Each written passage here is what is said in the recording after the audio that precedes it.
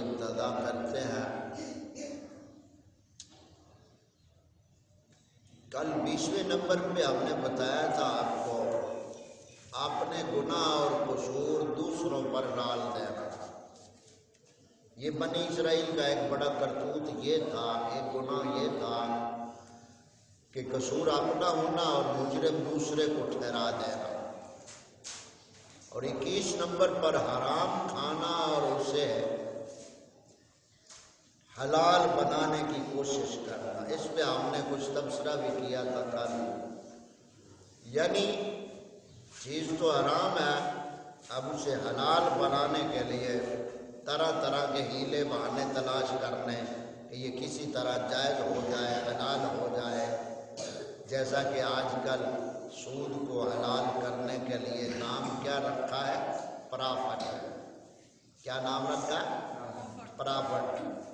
تو یعنی حرام کو حلال بنانے کے ہیلے بہانے بنانا، یہ 21 نمبر پر یہودیوں کی جو برائیاں ہیں اور ان کے کرتوت جو قرآن پاک نے مختلف مقامات پہ بیان کیے ہیں، ان میں سے 21 نمبر پہ یہ ہے۔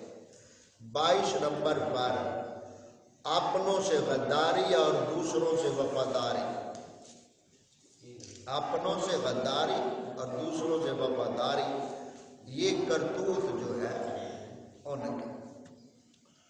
اب اس میں 22 نمبر ہو گیا اور 23 نمبر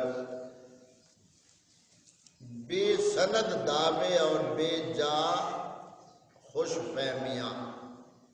یعنی دعوے تو بہت ہوں گے ان کے یہودیوں کے، اور خوش فہمیاں یہ کہ ہم جنتی ہیں، اور ان کا یہ دعویٰ قرآن پاک نے بیان فرمایا، لن تمسنا النار، ہمیں جہنم ہمیں ہرگز نہیں چھوئے گی، الا ایام معدودہ، مگر چند گنتی کے روز۔ جتنی دن ہمارے بڑوں نے بچے کی بچڑے کی پوجا کی تھی، اتنی دن ہمیں عذاب ہوتا ہے۔ پہلی تو بات یہ ہونا ہی نہیں ہے، ہمیں جہنم چھوئے بھی ہی نہیں، چھو بھی نہیں سکتی۔ یہ یہودیوں کا دعویٰ تھا، اور کہتے کیا تھے کہ ہم اللہ تعالیٰ کے اور اس کے پیارے ہیں، نبیوں کی اولاد ہے، تو ہمیں جہنم نہیں چھو سکتی۔ یہ یہودیوں کا دعویٰ تھا، اور یہودیوں سے منتقل ہو کر آج کل کے نوٹ خوروں میں، آج کل کے یہ جو نوٹ خور ہے جن کو نعت خواں آپ کہتے ہیں، ان کے دعوے کیا ہیں؟ دوزخ میں میں تو کیا میرا سایہ نہ جائے گا، کیونکہ رسول پاک سے یہ دیکھا نہ جائے گا۔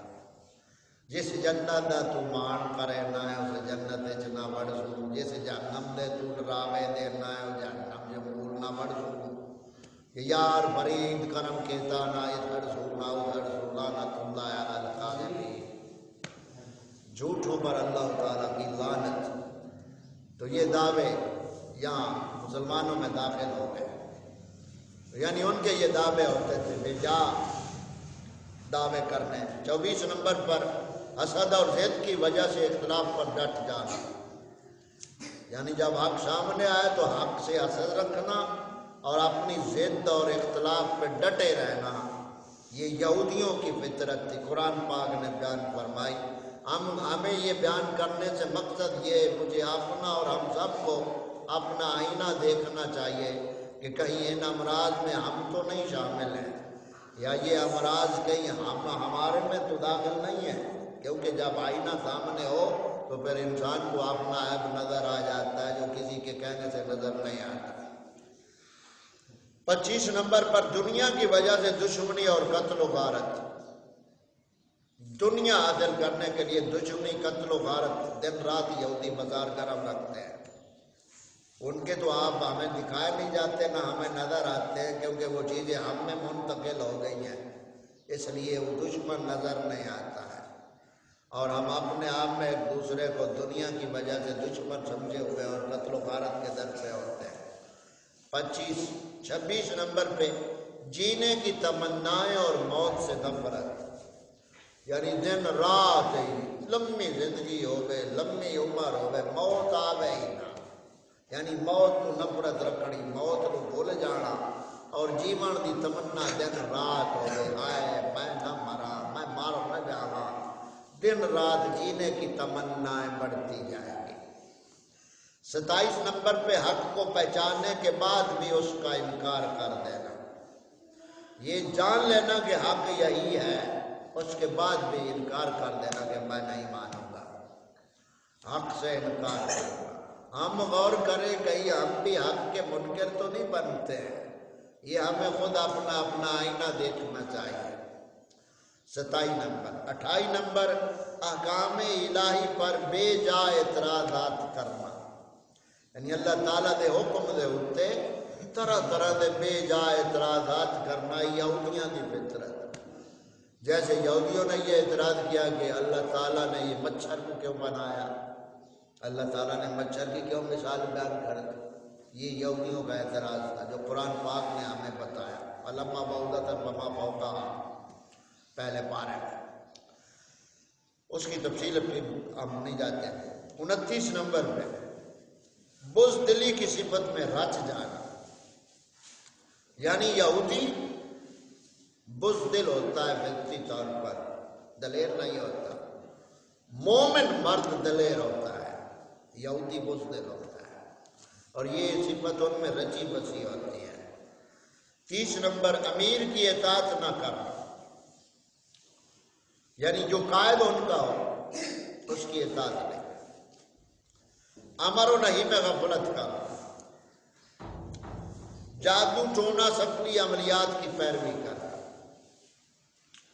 یعنی جادو ٹونا ٹوٹکا ایسے عملیات کو رواج دینا، عقائد سے دور کرنا کرانا، یہ تو خیر ہمارا معمول بن چکا ہے۔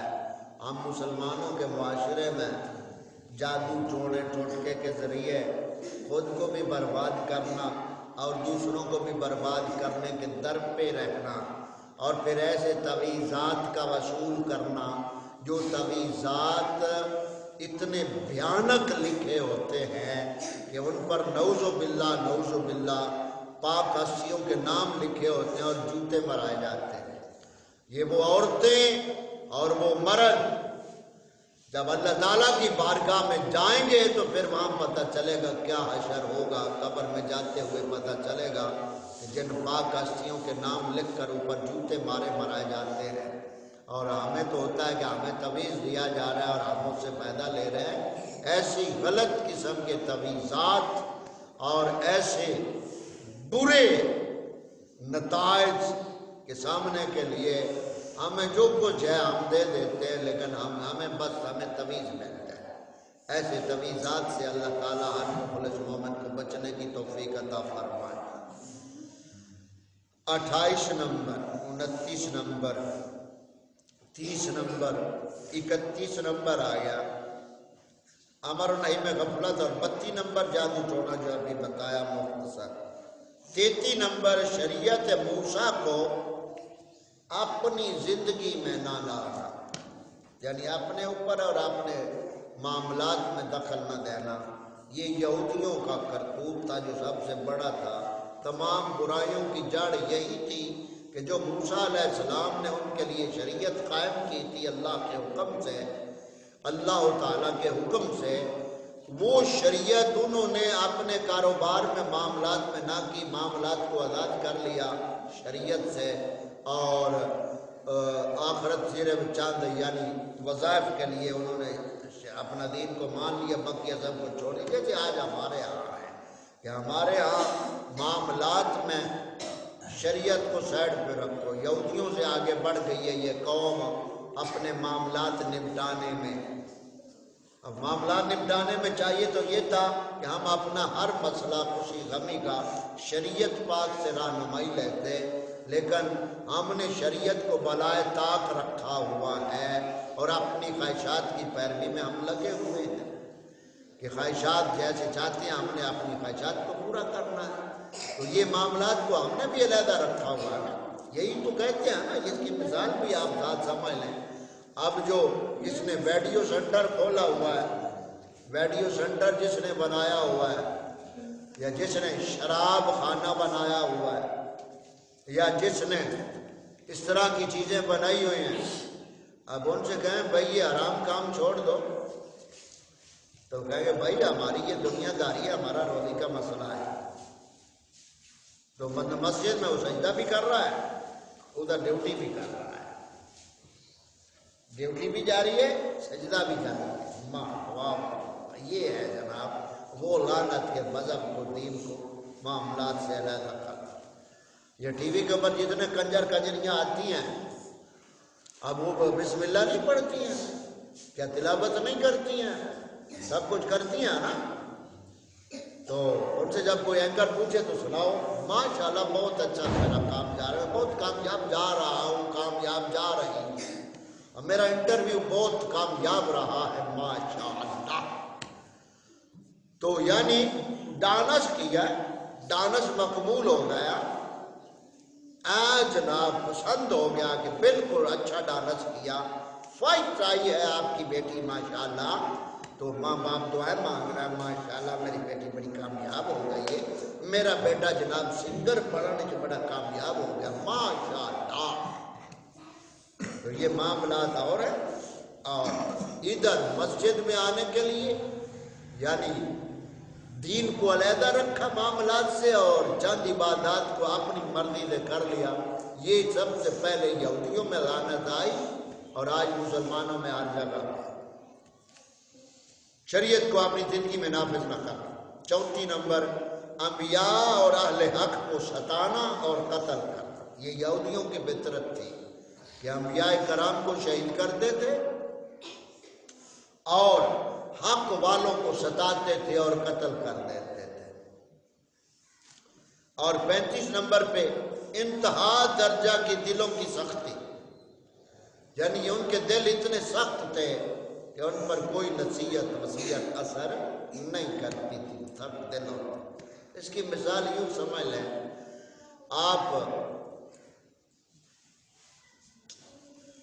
گھڑے میں کوئی بیج پھینک دیں اور اوپر سے گھڑا بند کر دیں، اس کو کوئی ہوا پانی نہ پہنچے تو کیا وہ جم پڑے گا؟ اس طرح ان کے دل سخت. اللہ تعالیٰ فرماتا ہے یہودیوں کے دل اتنے سخت ہیں کہ ان سے تو پتھر کے ہی نرم ہیں.